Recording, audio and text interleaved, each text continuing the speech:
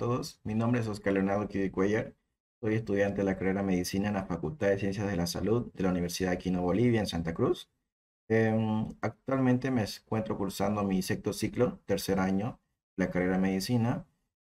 Soy o pertenezco al staff de docentes de la Harper Academia en las materias de Fisiología y Anatomía y también soy contribuidor en UDocs, ¿no? Les invito a seguir también a UDocs porque tiene buenos documentos y resúmenes en base a fisiología y otras materias y demás. Y también a mis cuentas y redes sociales en Instagram como @cirujano en progreso. Y también en UDocs para ver un poco más de mis documentos como cirujano en progreso. Pues bien, yo el día de hoy te voy a dar una introducción breve a lo que es la fisiología. La fisiología más que todo es una materia que va a tratar de explicarte el correcto mecanismo funcional del sistema y del cuerpo completo, de cada estructura que lo compone. Cómo funciona sin ningún tipo de alteración. ¿Por qué? Hay otra área que se encarga de explicar cómo funciona el cuerpo con alguna alteración patológica, que esta es la fisiopatología, ¿no? En este caso, la fisiología simplemente te va a explicar cómo debe funcionar tu organismo en valores o condiciones normales. De eso se trata la fisiología en una síntesis. Y obviamente la fisiología va a tener varios aspectos a evaluar. En este caso, como es una introducción, te voy a hablar de 5 parámetros muy importantes que debes conocer antes de adentrarte al mundo de la fisiología. Pues bien, estos 5 puntos de mi tabla de contenido son los siguientes. Vamos a hablar de un medio interno, sobre el compartimiento líquido intra y extracelular, lo que es la homeostasis o el equilibrio, lo que es la regulación de las funciones por los distintos sistemas del cuerpo, la retroalimentación negativa y la positiva, y conocer por qué me dicen que la retroalimentación negativa es mejor que la positiva. Si todos sabemos que lo positivo es mejor que lo negativo, ¿no? Pero en este caso en fisiología, la retroalimentación negativa es mejor que la positiva. Y aquí lo vamos a ver el por qué. Empecemos por el medio interno, ¿no? Vamos a estudiar lo que es el líquido intra y extracelular y algunos de sus componentes más esenciales para este mundo de la fisiología, porque ya más adelante vas a conocer temas como las células, lo que son las divisiones compartimentales y demás, y vas a conocer un poco más de lo que te estoy explicando. Pero bien, antes de empezar con ese medio interno, hablemos un poco de las generalidades de la fisiología, ¿no? Tenemos en cuenta que va a estudiar las características y mecanismos funcionales del cuerpo, ¿no? Y vamos a conocer a la célula, que es la unidad estructural y funcional del ser humano, ¿no? También en histología o otras materias hemos visto y hemos conocido a los hepatocitos, a la neurona, a la nefrona, varios tipos celulares de los más de 100 billones de células que existen, ¿no? Que conforman el cuerpo y que cada una cumple una función específica, ¿no? Desde la síntesis de ciertas proteínas, desde los mecanismos de órdenes funcionales, varios tipos de funciones, ¿no? También parte de las generalidades es explicar el funcionamiento correcto del organismo, ¿no? Pero sin características o alteraciones fisiopatológicas o patológicas en este caso, ¿ya? Aquí tenemos un recuadro general de lo que vendría a ser parte del estudio del medio interno. Mayormente conocemos como medio interno a lo que vendría a ser el líquido extracelular. El líquido extracelular es conocido como medio interno. Ustedes se preguntan por qué no líquido intracelular. Pues porque mayormente las sustancias o iones de importancia, proteínas y demás se encuentran en el líquido extracelular. En el intracelular también se encuentran, pero de mayor importancia están aquí en el extracelular. Vamos a ver un ejemplo. Tenemos aquí tres iones, son iones estas estructuras. Tres iones o sustancias están ubicadas 3 y 3 en ambos compartimientos, líquido intra y extracelular. Tenemos al sodio, calcio y cloro en el líquido extracelular y en el líquido intracelular al potasio, magnesio y fosfato. Tú me dirás, tú me dices que hay iones en varios líquidos y demás. Sí, es cierto, hay, pero en mayor cantidad en el líquido extracelular y en menor cantidad en el otro compartimiento. Por ejemplo, todos estos tres tienen una mayor predominancia en el líquido extracelular, pero aquí en el líquido intracelular no, son mucho menores sus valores, ¿ya? Por ejemplo, en el sodio es de 145 más equivalente. Aquí va a disminuir su valor, menor a 100 incluso. Lo mismo con el potasio, en el líquido intracelular igual tiene un valor de masa equivalente mayor, pero aquí va a ser menor. Y así lo mismo con cada una de las sustancias. En este caso, estas tres que les he mostrado son las principales de cada compartimiento, donde van a haber un número mayor, digamos, de 98 más equivalente, 145 más equivalente, ¿no? Y todos estos iones obviamente se miden en masa equivalente por litro. Eso más que todo para diferenciar, ¿no? En ambos medios van a haber sustancias y iones. ¿Por qué? Porque más adelante van a ver lo que es la difusión simple, facilitada, cómo uno va a ingresar hacia el otro compartimiento a través de esas difusiones que van a ver más adelante. Y aquí incluso igual lo voy a explicar ahorita, luego de pasar por estas tablas, ¿no? Pues bien, continuando con esto del medio interno, tenemos en cuenta que el 40% del cuerpo tiene estructura sólida y el 60% solo es fluido, ¿no? Ahí es donde ya tenemos el 60% se va a dividir en dos compartimentos, líquido extra y intracelular, donde 2/3 de ese 60% va a ser el líquido intracelular y 1/3 de ese 60% de fluidos va a ser conocido como líquido extracelular. Luego, tenemos en cuenta que en ese líquido extracelular vamos a tener otras dos divisiones. En este caso, el 80%, que es el líquido extracelular, no va a ser más que fluido intersticial, ¿no? Fluido intersticial donde van a estar circulando los distintos tipos de células que siempre se mantienen circulando, ¿no? Donde van a producirse sus difusiones para intercambiar sustancias, iones, ¿no? Proteínas. Y el 20% va a ser plasma. El plasma que va a estar más que todo alojado en lo que es a nivel capilar, ¿no? Todo eso es lo que nos explica este gráfico. Y en esta imagen igual podemos observar cómo las células se encuentran en movimiento entre sí y también haciendo estos cambios de estos iones. Por ejemplo, entran 2 de potasio al líquido extracelular y entra 1 de sodio, ¿no? Estas difusiones lo van a ver más adelante cuando hablen de la célula y compartimientos, ¿no? Pero más que todo, esto es una breve introducción de los cambios que se producen. Es decir, yo te doy a ti 3 potasios al líquido intracelular y el líquido intracelular recibe un sodio. Y así con otras sustancias. Obviamente esto va a variar dependiendo cada órgano y sistema. Obviamente en el corazón se va a basar mucho en lo que es la función del potasio, en el riñón de lo que es del sodio, en otra estructura lo que es el calcio, fosfato, ¿no? Eso más que todo, con esto de las sustancias o iones a nivel del medio interno. Lo que tenemos que saber es diferenciar que tenemos el porcentaje, ¿no? 40-60, los 2/3 del 1/3 a lo que pertenece y sobre esta característica general. Lo principal que tenemos que conocer para adentrarnos mucho más a las funciones celulares. Luego de esto, tenemos a la homeostasis, que en breve resumen se refiere al equilibrio. Aquí tenemos una imagen, nuestro amigo Thanos, que nos muestra el medio interno, completamente equilibrado, y nos dice perfectamente equilibrado como todo debe estar. ¿Por qué lo dice esto? Aquí te voy a presentar tres tipos de ejemplos. El primer ejemplo van a ser los pulmones y la hematosis. Como ustedes sabrán, al respirar, expirar o inspirar, ¿ya? Nosotros inspiramos oxígeno y expiramos dióxido de carbono. Es decir, en ese momento que nosotros inspiramos y expiramos, como decir que estemos cambiando cosas del mismo valor. Por ejemplo, yo digamos que estoy cambiando una moneda de 5 pesos por 5 monedas de 1 peso, ¿no? Estoy cambiando dos diferentes tipos de monedas, ¿no? Pero tiene el mismo valor. Estoy produciendo un equilibrio entre lo que estoy recibiendo y lo que estoy dando. Ese es un ejemplo. En el caso del sistema respiratorio es así. ¿Por qué?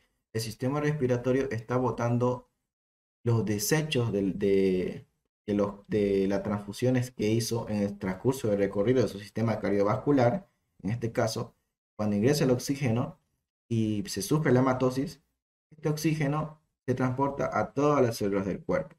A su vez que se transporta a todas las células del cuerpo, en esa célula que es el eritrocito, en este caso en la hemoglobina, también absorbe el dióxido de carbono, que es una sustancia que va a estar presente en el organismo. Obviamente no en una cantidad mayor, pero sí en una cantidad mínima que requiere ser obviamente expulsada, ¿no? Ese es el caso de los pulmones. Y si no me entendiste con este primer ejemplo, y vamos con otro que son los riñones. Como ustedes sabrán, Todos consumimos varios tipos de líquidos, no solamente agua, ¿no? Agua, refrescos, bebidas alcohólicas y demás. Todas estas sustancias, obviamente, tú las tomas, pero no se van a quedar en tu cuerpo para siempre. Tienen que ser eliminadas. ¿Y quiénes se encargan de esto? Los riñones.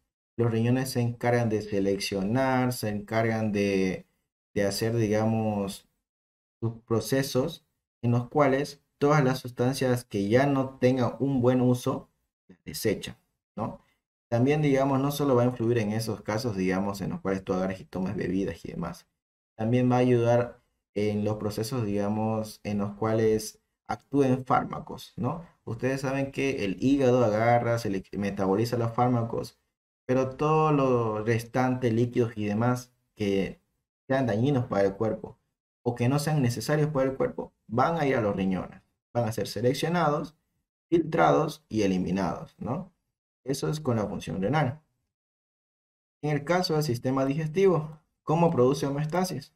Al introducir los alimentos y nutrientes hacia el organismo, lo que hace el organismo que es selecciona los nutrientes que sí necesita, los procesa, los metaboliza y todos los desechos de esos nutrientes, por así decirlo, que consume la persona, son transportados por el tubo digestivo, intestino delgado, intestino grueso, al recto y al ano, expulsados en forma de heces, ¿no?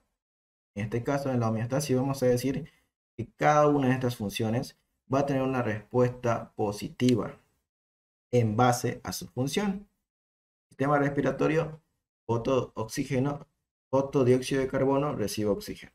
Mantengo ese equilibrio entre mi valor respiratorio. En el caso de los riñones, mantengo el equilibrio líquido de los líquidos de mi cuerpo. ¿Qué pasa si tengo alguna patología renal o alguna falla renal? Me empiezo a edematizar, me empiezo a hinchar. En algunos casos yo sé que habrán visto tal vez mayormente pasa en mujeres embarazadas o en problemas de algunas personas mayores que tengan infiltraciones renales, problemas renales, que se les empieza a inflamar las manos, los pies, hinchar, no inflamar, se les empieza a hinchar. Es por un cúmulo de líquido que está presente en ellos, ya que no tienen una buena capacidad de filtración. Y eso es en base a alguna patología quizás, o tal vez por, bueno, mayormente es por causas patológicas, porque fisiológicamente no tendría que pasar porque tus riñones son los que están encargados de eliminar todos los líquidos por lo que es la uretra, por lo que es enviarlos a la vejiga, a la uretra y expulsarlos hacia afuera. Lo mismo que en el sistema digestivo con lo que vendría a ser el recto y ano, ¿no? Por el recto, ano y para afuera. Lo mismo en ese caso y aspecto. Eso con la parte de homeostasis. Directamente equilibrio. Solo con esa palabra ya uno logra entender todo lo que tenga que ver con la homeostasis. Luego tenemos en cuenta que todo nuestro sistema no trabaja por sí solo, ¿ya? Nosotros no simplemente podemos agarrar y pensar algo y hacerlo. Hay un, hay una serie de pasos que ocurre. En este caso vamos a hablar del sistema nervioso central, ¿no? En el caso del sistema nervioso, este sistema nervioso va a estar encargado de ordenar va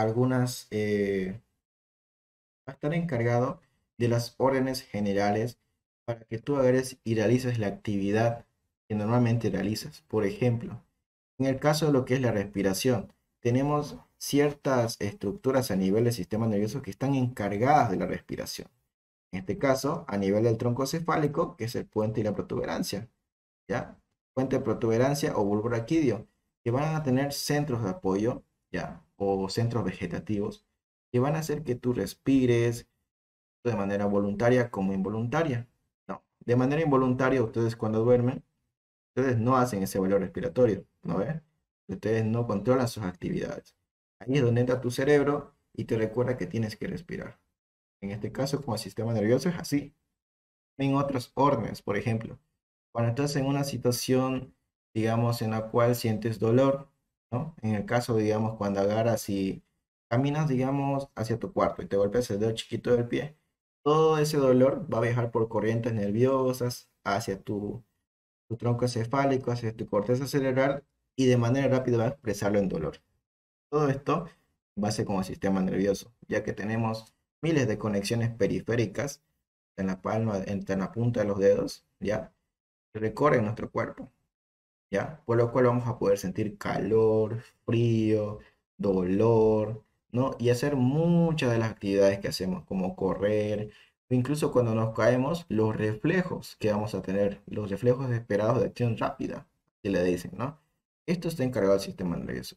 Hay otros sistemas igual que están encargados de otros tipos de funciones, como el caso del sistema endocrino, que a través de, en este caso, el sistema nervioso mayormente es a través de la liberación de neurotransmisores. Y en el caso del sistema endocrino, a través de la liberación de hormonas, ¿no? Que en este caso van a controlar una que otra actividad y una va a controlar a otra. Digamos, una va a encargarse, digamos, de abrir el grifo y otra de cerrar el grifo, ¿no? De parar esa actividad. Por ejemplo, tal es el caso de la tiroides y la paratiroides.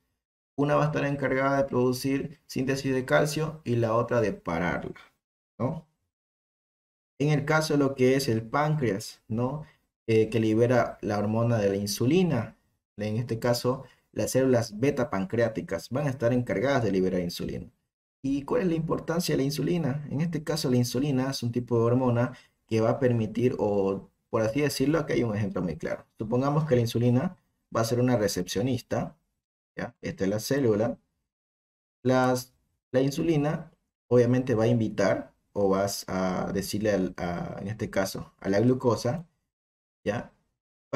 Le va a indicar para que ésta pueda ingresar dentro de la célula. En este caso, que puede ingresar a su TEP porque le va a ofrecer buenos servicios y demás, ¿no?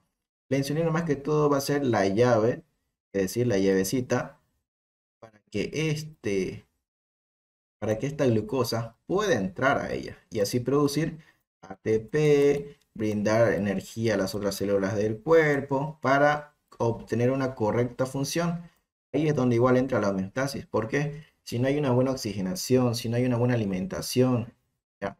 Varios factores, obviamente el cuerpo no va a funcionar de manera correcta, ¿no? No va a producir las suficientes hormonas, no va a producir suficientes proteínas, por lo cual directamente vamos a tener un paciente tal vez debilitado, en este caso también, digamos, por ejemplo, un paciente debilitado o un paciente de mal humor, ¿no? Por la liberación de hormonas, ¿no? En el caso de las mujeres con menopausia, ¿no? Cuando llegan a su menopausia, obviamente ya la liberación hormonal ya no es la misma, por lo cual ya ahí se vuelven, se podría decir que un poco malhumoradas, ¿no? Todas esas cosas que van a ver más adelante. Esto en base al sistema endocrino, que es parte de estos sistemas de regulación de control. Luego tenemos dos puntos muy importantes, la retroalimentación negativa y positiva. Empecemos por la negativa, que es, por así decirlo, la retroalimentación más buena que hay. ¿Por qué? Cuando se produce un factor excesivo o deficiente, que va a ser iniciado mediante un sistema de control de retroalimentación negativa, esta retroalimentación negativa va a efectuar varios mecanismos que van a hacer que el factor que fue alterado pueda volver a su factor, a su valor normal o un valor medio. En este caso, es un factor homeostático, la retroalimentación negativa. Tal es el caso cuando se produce un aumento excesivo de la producción de dióxido de carbono. Esto va a provocar que los pulmones se hiperventilen, ¿ya? ¿Por qué va a producir esta hiperventilación? Para poder eliminar ese dióxido de carbono que está en grandes cantidades dentro del organismo. Este dióxido de carbono como tal, se podría decir que es dañino para el organismo, ¿no? Pero obviamente en algunos casos no lo va a hacer, por lo cual no va a estar, digamos, en el cuerpo netamente como dióxido de carbono.